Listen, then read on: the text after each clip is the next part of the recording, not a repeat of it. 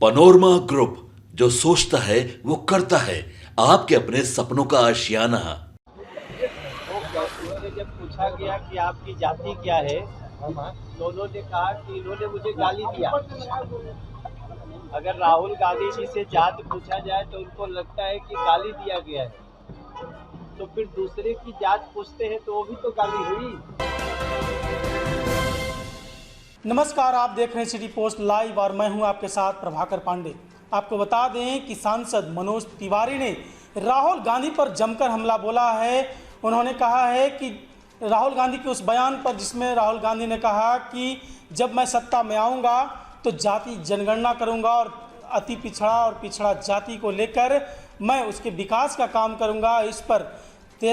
उस पर मनोज तिवारी का बड़ा हमलावर होते हुए नजर आए हैं मनोज तिवारी। उन्होंने कहा कि राहुल गांधी या तो मेंटल हो गए हैं, इनको मेंटल चेकअप करवाना चाहिए।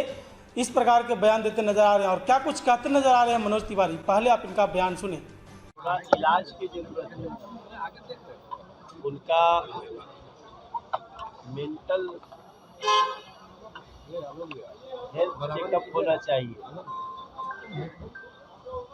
सबसे जो चिंता की बात है कि आप दुनिया भर का जात जानना चाहते हैं और अपना जाति नहीं बताना चाहते, ऐसा क्यों? वो कहते, उससे जब पूछा गया कि आपकी जाति क्या है, तो उन्होंने कहा कि इन्होंने मुझे गाली दिया।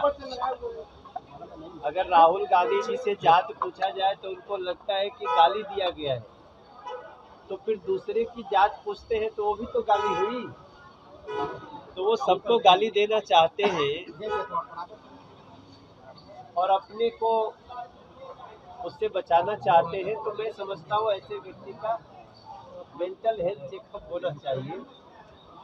ये देश अपनी प्रतिभाओं से जिसको जो आगे बढ़ना होता है बढ़ता है, और इस देश के हर बच्चे में प्रतिभा है। जरूरत है समय पे उस प्रतिभा को तराशने की, लेकिन पता नहीं, चूंकि इन लोगों को इतना दिन से सत्ता में रहने का आदत हो गया था राहुल जी को, कि सत्ता से निकलने के बाद वैसे ही तड़प रहे जैसे मछली को पानी से निकाल दो।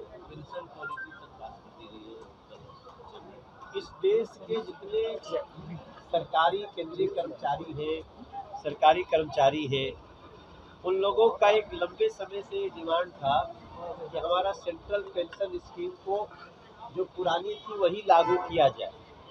और आप सबको जानते हुए बड़ी खुशी की बात है कि 2 दिन पहले सेंट्रल पेंशन स्कीम को नरेंद्र मोदी जी की सरकार, उन्होंने इसको मंजूरी दे दी है।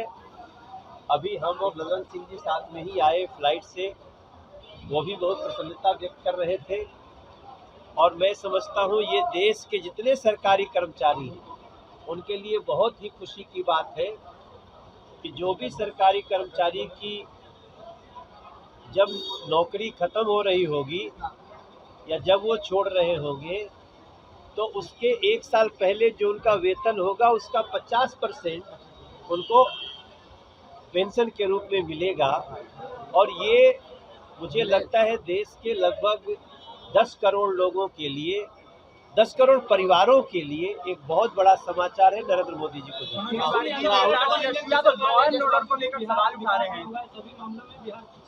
बेरोजगारी, महंगाई और भी कई सारे मामलों को उठा रहे हैं। देखिए, वो तो खुद भी रहे, एक बहुत बड़ा वादा करके तेजस्वी बाबू आए थे कि हम आते ही 10 लाख लोगों को नौकरी देंगे। काफी 2.5-3 साल रहे, तो 2.5-3 साल में कम से कम 5 लाख को तो दे देना चाहिए था, लेकिन 500 को भी नहीं दे पाए। तो तेजस्वी बाबू को मैं इतने कहना चाहूँगा, देखिए हम ये नहीं कह रहे कि बिहार के हर एस्पिरेशन को हमने पूरा कर दिया, लेकिन बिहार बहुत तेजी से विकसित राह पे चल रहा है। और बिहार को इस बजट में 26,000 करोड़ रुपया दिया गया है। अब उसका तो विरोध कर रहे थे तेजस्वी बाबू। आप अगर विपक्ष में हो के भी बिहार के समर्थक हैं, तो बिहार में जो इस बजट में स्पेशल दिया गया है, टोटल देखेंगे तो करीब 48,000 करोड़ का इसी बजट में है। लेकिन उसकी तारीफ करने की बजाय तेजस्वी बाबू को आदत पड़ गई है केवल विरोध करना है। मुझे लगता है जो बिहार को प्यार करता है वो बिहार के हर बेहतरी को स्वीकार भी करता है। राहुल गांधी ये जानना चाहते हैं कि अभी तक कुछ दलित या ओबीसी मिशन इंडिया अरे यार छोड़ो। मनोज तिवारी ने कहा कि राहुल गांधी जिस तरह से अपने जाति पूछने पर उन्होंने कहा था कि मुझे गाली दिया जाता है, तो मैं पूछना चाहता हूं कि जातीय जनगणना बोलने पर आप पूरे भारत के जनता को गाली क्यों दे रहे हैं?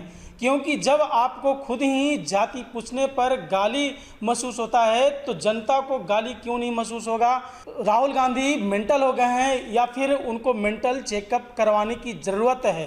क्योंकि जिस तरह का बयान देते हैं और खुद इस बयान पर कायम नहीं रहते हैं, इससे साफ जाहिर होता है कि राहुल गांधी मेंटल हो चुके हैं। इनको मेंटल चेकअप करवाने की ज़रूरत है। तो वहीं प्रधानमंत्री के पेंशन स्कीम पर उन्होंने कहा कि 10 करोड़ परिवार को सीधा लाभ मिलेगा इससे।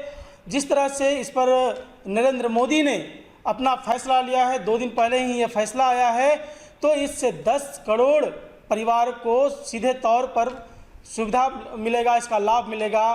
तो वहीं तेजस्वी यादव के उस बयान पर जिससे उन्होंने कहा था कि बिहार को कुछ नहीं मिला और बिहार को जिस तरह से विकास का बिहार में काम होना चाहिए कुछ भी नहीं हुआ, तो उन्होंने कहा कि जब तेजस्वी यादव बिहार में उनकी सरकार थी तो उस समय बिहार का विकास क्यों नहीं कर पाए? 10 करोड़ की जगह पर कम से कम 10,000 ही वो दे देते नौकरी, 5,000 नौकरी दे देते, लेकिन उनके द्वारा कहाँ कुछ विकास का काम किया गया। तो वहीं अभी जिस तरह से नीतीश कुमार के नेतृत्व में और केंद्र में नरेंद्र मोदी के नेतृत्व में बिहार का जो विकास होने जा रहा है और जिस तरह से इनको बिहार को इतनी बड़ी रकम मिली है, ये कभी नहीं मिला था। ये बिहार का विकास उस रकम से होना संभव है। इस तरह का बयान देते नजर आ रहे हैं मनोज तिवारी।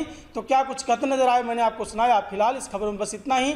आगे के तमाम खबरों के लिए बने रहे मेरे साथ। वीडियो को लाइक करें, शेयर करें, चैनल को सब्सक्राइब करना ना भूलें। धन्यवाद।